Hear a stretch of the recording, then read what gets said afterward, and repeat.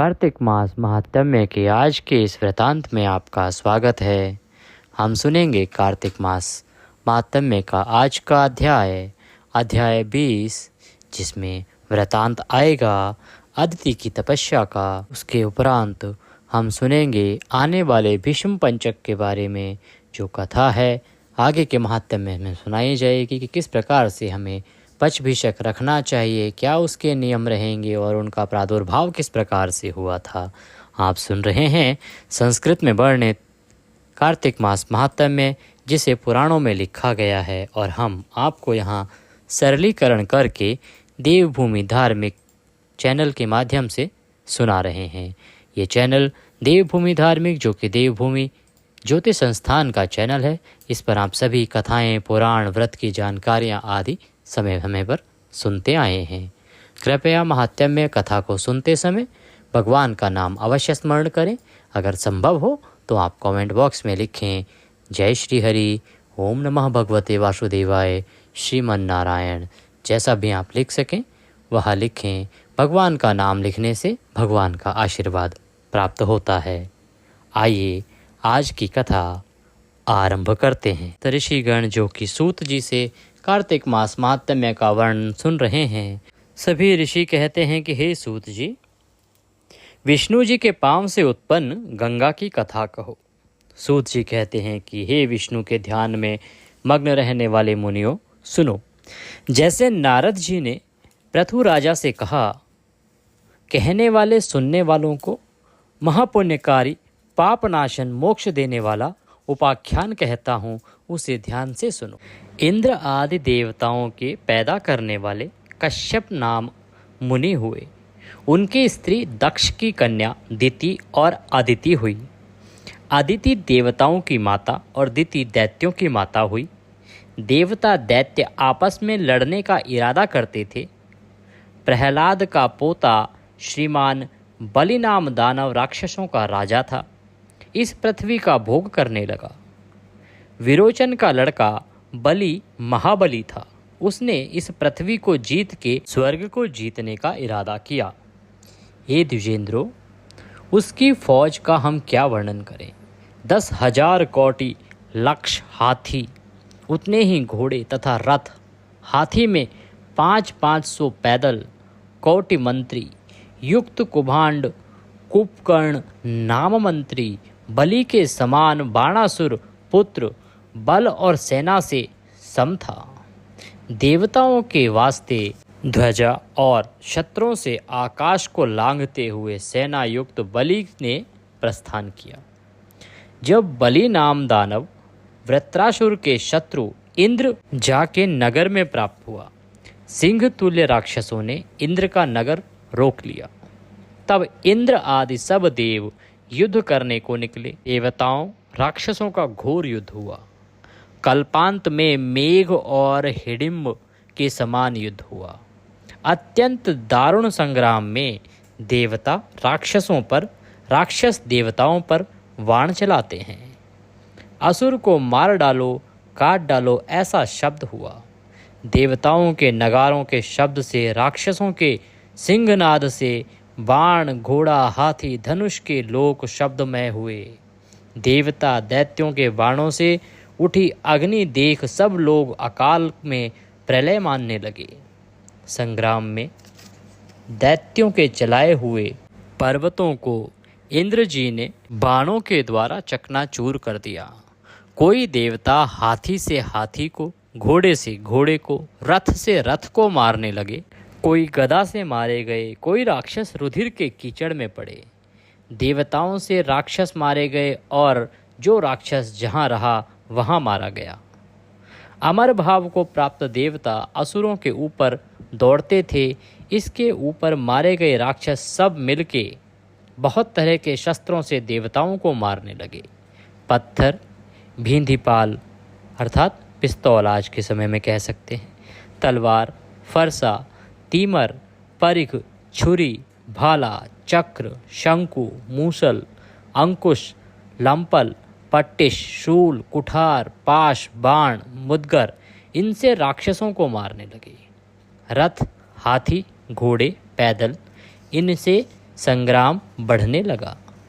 देवता भी राक्षसों पर अनेक तरह के हथियार चलाने लगे। इस प्रकार हजारों वर्ष दारुण होता रहा, अर्थात हजारों वर्ष तक यह संग्राम चलता रहा। फिर राक्षसों का बल बढ़ने पर देवता देवलोक को छोड़कर भाग गए और पृथ्वी में घूमने लगे। नारायण भक्ति में लगे बलि दानव 3 लोक में राज्य भोगने लगा। महालक्ष्मीवान दैत्यों का इंद्र बलि यज्ञ करने लगा। स्वर्ग में इंद्र होकर दिक्पालों के स्थानों के काम आप ही करने लगा। देवताओं की प्रसन्नता के वास्ते ब्राह्मणों से कहे हुए यज्ञों में भाग को स्वयं लेने लगा। देवताओं की माता अदिति अपने लड़कों को दुखी देख दुखी हुई। वृथा इस स्थान में नहीं रहूंगी, ऐसा विचार कर हिमवान पर्वत में गई। इंद्र के राज्य और दैत्यों की हार की कामना करती थी। इस प्रकार से जब राजा बलि के समय में देवताओं और राक्षसों का घोर संग्राम हुआ तो राजा बलि विजयी हुआ और उसने तीनों लोकों पर राज किया। स्वर्ग से देवताओं को हराकर भगा दिया। देवता पृथ्वी पर भटक रहे हैं। उन्हें ब्राह्मणों और ऋषियों द्वारा किए गए यज्ञ से मिलने वाला जो पुण्य भाग है वह भी प्राप्त नहीं हो रहा था, क्योंकि स्वयं राक्षस राज बलि उसको ग्रहण करने लगा। इस प्रकार से देवताओं की हालत को देख के उनकी माँ अदिति बहुत ही परेशान होती हैं और वो भी स्वर्ग त्याग देती हैं और हिमवान पर्वत पर चली जाती हैं। वो चाहती हैं कि किसी भी प्रकार से उनके पुत्र देवता पुनः स्वर्ग को प्राप्त कर लें। इस इच्छा को रखते हुए वहाँ पर्वत पर वो विष्णु का ध्यान लगाकर तपस्या करने लगती हैं। कुछ काल आहार फल खाकर तपस्या करती हैं, कुछ काल गिरे हुए पत्तों से काम चलाकर तपस्या करती हैं, कुछ काल पवन आहार करके अर्थात केवल हवा ग्रहण करके ही तपस्या कर रही हैं और कुछ काल बीत जाने पर कुछ काल तक वह बैठ के तपस्या करती हैं, कुछ काल तक एक पांव पे खड़ी होकर तपस्या कर रही हैं और कुछ समय और व्यतीत हो जाने पर भगवान को प्रसन्न करने के लिए वह पांव के अगले भाग पर खड़ी होकर, एक पांव के अगले भाग पर अर्थात पैर के पंजे पर खड़ी होकर भगवान की तपस्या करती हैं। इस प्रकार देवताओं को पुनः राज्य दिलाने के लिए उनकी माता 1000 वर्ष तक दुष्कर तपस्या करती रही। जब वो इतनी कठोर तपस्या कर रही थी तो इसकी जानकारी असुरों को मिली। मायावी राक्षस ऐसा जानकर देवताओं का रूप धारण करके माँ आदिति के पास जाते हैं और बोलते हैं, हे माता, क्यों परम दारुण तपस्या करती हो? देह के सुखाने का कारण दुख छोड़ दो। पंडित लोग मेहनत से साध्य सुकृत को नहीं जानते। धर्म में प्राप्त होकर शरीर यत्न से रक्षण करना चाहिए। जो लोग शरीर का रक्षण नहीं करते वे आत्मघाती कहलाते हैं। इस कारण उठो, हम लोगों को दुखी ना करो। माता से रहित मनुष्य, गोएं, पशु, सर्प, वृक्ष सुख नहीं पाते, मुर्दा के तुल्य रहते हैं। दरिद्री, रोगी, परदेशी माता के दर्शन मात्र से परम सुख पाते हैं। अन्न, जल, धन, स्त्री से कभी मनुष्य विमुख हो जाए पर माता से विमुख नहीं हो सकता। जिसके घर में धर्मयुक्त माता नहीं, पतिव्रता स्त्री नहीं, उसे वन में जाना चाहिए। नारायण की भक्तिहीन धर्म, समीचीन भोग रहित धन, स्त्री पुत्र रहित जैसे घर होता है वैसे ही माताहीन होता है। इससे माता तुम अपने लड़कों की रक्षा करो। इस प्रकार से राक्षस देवताओं का रूप धारण करके माँ अदिति के पास पहुँचते हैं और देवता बन के माता को तपस्या से रोकने का प्रयत्न करते हैं कि किसी प्रकार से माँ अपनी तपस्या रोक दें ताकि देवताओं के लिए वह भगवान से कुछ ना मांग पाएं। इस प्रकार से देवताओं का रूप धारण करके ये राक्षस छल करने का प्रयास माता अदिति के साथ कर रहे हैं, परंतु माता अदिति पर उनकी बातों का कोई असर नहीं होता, कोई प्रभाव नहीं होता और वो समाधि से चलायमान नहीं होती हैं। यह देखकर राक्षसों को क्रोध आ जाता है और तब दैत्य लोग विष्णु के ध्यान में प्राप्त देवताओं की माता को देख क्रोध से मारने का इरादा करते हैं। प्रलय के मेघों के शब्द को करते हुए लाल नेत्र दैत्यों ने डाढ़ों के अग्रभाग से अग्नि पैदा की। उस अग्नि से 100 योजन वन के साथ सब दैत्यों को जला दिया। परंतु माता अदिति ने कुछ नहीं जाना, उन्हें कुछ नहीं पता चला। उस जंगल में केवल देवताओं की माता ही उस अग्नि से बच सकी, बाकी कुछ न बचा। सारा जंगल जल के राख हो गया। भगवान में चित्त लगा होने से अदिति विष्णु जी के सुदर्शन चक्र से रक्षित रही।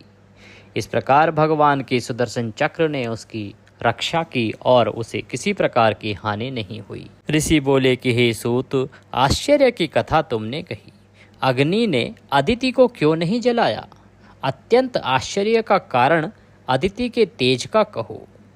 महाबुद्धिमान सज्जन परोपकारी होते हैं। सूत जी कहते हैं कि हे विप्रो सुनो, हरि भक्ति में प्राप्त ध्यान रत्न भक्तों का महात्म्य कहने को कौन समर्थ है?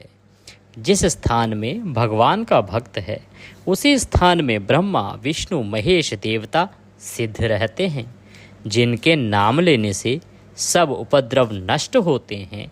ध्यान का तो कहना ही क्या है। अर्थात अगर आप भगवान का नाम भी ले लें तो सभी उपद्रव शांत हो जाते हैं, और अगर आप भगवान के ध्यान में लीन हो तो फिर इसका तो कहना ही क्या है। इसी से अदिति को अग्नि और दैत्यों से बाधा नहीं हुई। विष्णु जी के स्मरण मात्र से सब दुख नष्ट होते हैं। सब प्रसन्न वदन कमल नयन शंख चक्र गदा धारण किए भगवान अदिति के समीप प्रकट हुए।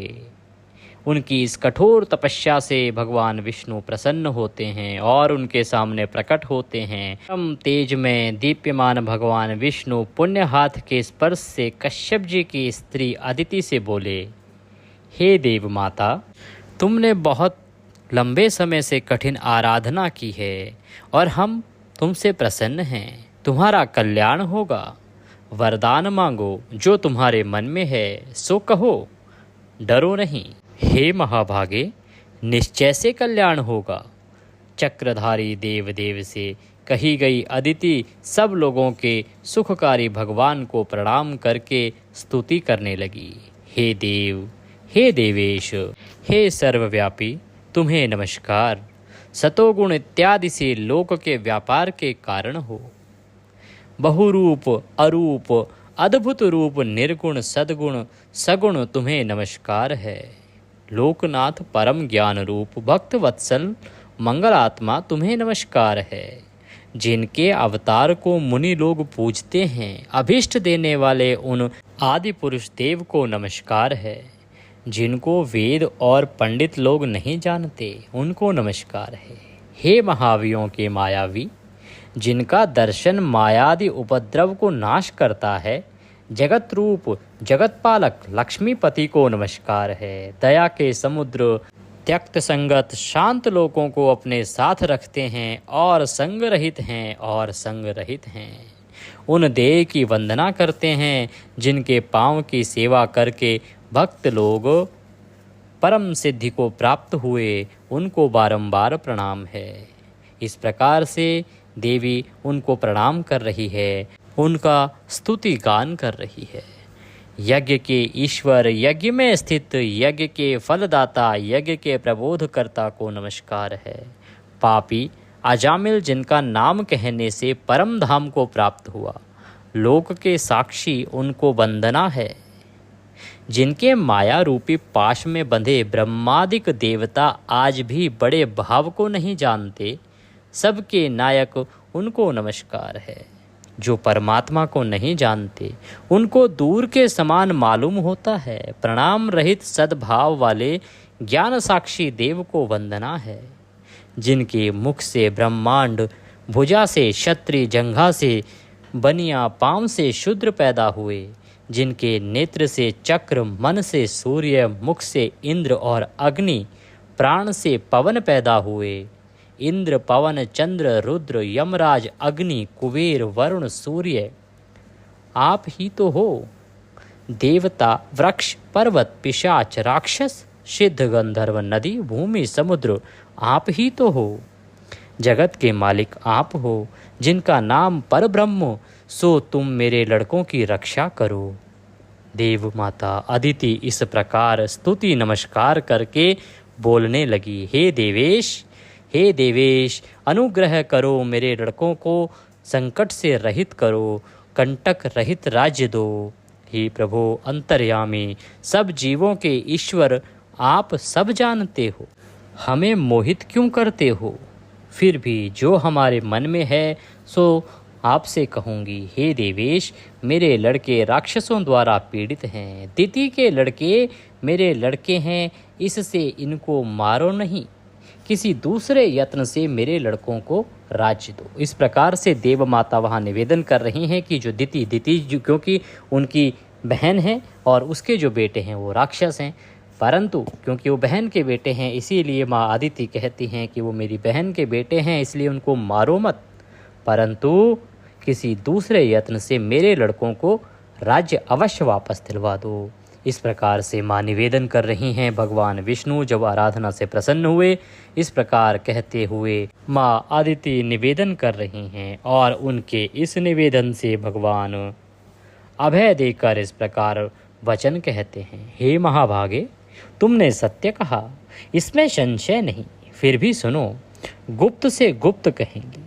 हे वाले, राग शत्रु भाव रहित मेरे भक्त पाप रहित सदा मुझे धारण करते हैं। माता पिता गुरु अतिथि इनका भक्त ब्राह्मणों का हित करने वाला हमेशा मुझको धारण करता है। पुण्य तीर्ण सत्संग के लोक के अनुग्रह में प्राप्त हमको हमेशा धारण करता है। तुलसी गौ नाम का स्मरण इनकी सेवा करने वाले हमको धारण करते हैं। परोपकारी दूसरे के द्रव्य की अभिलाषा नहीं करते, दूसरे की स्त्री में नपुंसक हमको सदा धारण करते हैं। हे देवी, तुम्हारे पति ही प्राण हैं, जीवन के हित में रत हो, इससे तुम्हारे लड़के होकर शत्रु कुल का नाश करेंगे। देव देवेश भगवान इस प्रकार देवताओं की माता से बोल अपने कंठ की माला और अभय देकर अंतर्ध्यान हो गए। आनंदित मन से देवताओं की माता दक्ष प्रजापति की कन्या लक्ष्मीपति को प्रणाम करके अपने आश्रम को आई। उसके ऊपर प्रसन्न लोकवदंती अदिति ने समय में दीप्यमान पुत्र को उत्पन्न किया।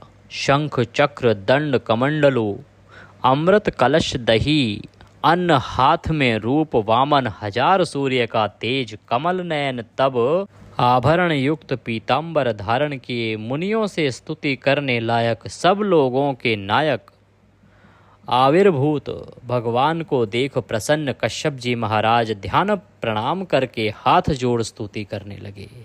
संसार के कारण, सबके पालक, सबके नायक, दैत्यों के नाशकर्ता तुम्हें नमस्कार है। इस प्रकार से जब माता वरदान लेके वापस आई अपने आश्रम को, वहाँ उन्होंने अपने तेज से एक बालक को जन्म दिया अर्थात उत्पन्न किया, और वह बालक हुआ कौन? वामन रूपधारी भगवान स्वयं विष्णु। उनको देख के ऋषि कश्यप बारंबार उनको नमस्कार करते हैं। वो कहते हैं कि भक्तजन के प्रिय, सज्जन के आनंददाता, दुर्जन के नाशकर्ता जगदीश्वर, ऐसे तुम्हें नमस्कार है। कारण से वामन रूप, त्रिविक्रम, अमित पराक्रम, धनुष चक्र तलवार गदा इनको धारण किए पुरुषों में उत्तम, ऐसे तुम्हें नमस्कार है। क्षीर सागर में सोने वाले समीचीन भक्त के मन में स्थित सूर्य आदिकों से ज़्यादा तेज धारण किए पुण्य कथा द्वारा प्राप्त तुम्हें नमस्कार है। सूर्य चंद्र तेरे नेत्र हैं, यज्ञ फलदाता सज्जन प्रिय, यज्ञ में शोभित तुम्हें नमस्कार है। कारण के कारण, शब्द आदि रहित दिव्य सुख देने वाले भक्तजन प्रिय, ऐसे तुम्हें नमस्कार है। भ्रम के नाशकर्ता, मंदराचल के धारण करता, यज्ञ शूकर नाम हिरण्याक्ष के नाशकारक तुम्हें नमस्कार है। वामन परशुराम रामचंद्र कृष्ण को नमस्कार। लक्ष्मीपति सुखदाई, स्मरण मात्र से पीड़ा के नाश करता तुम्हें बारंबार नमस्कार। जो कोई इस वामन जी के स्तोत्र को 3 काल पाठ करे, उसके धन धान्य आरोग्य संतति का हमेशा आनंद रहेगा। लोक के पवित्र कर्ता वामन जी महाराज इस प्रकार कश्यप जी का वचन सुन हंसते हंसते बोले, पिताजी, हम प्रसन्न हैं, तुम्हारा कल्याण हो। थोड़े काल में तुम्हारे मनोरथ सिद्ध करेंगे। हमने 2 बार तुम्हारे यहाँ जन्म लिया, फिर भी लेंगे। इस प्रकार बोल के भगवान बाल भाव को प्राप्त होते हैं। उधर दूसरी ओर राजा बलि ने एक यज्ञ आरंभ किया। शुक्राचार्य नाम गुरु और मुनिगणों से युक्त उस यज्ञ में लक्ष्मी समेत विष्णु जी बुलाए गए। हवि लेने के वास्ते ब्रह्मवादी मुनियों से मिले हुए बड़े ऐश्वर्य वाले बलि के यज्ञ में वामन नाम महाविष्णु आए। उन्होंने कुछ हंसी से तब लोगों को मोहित किया।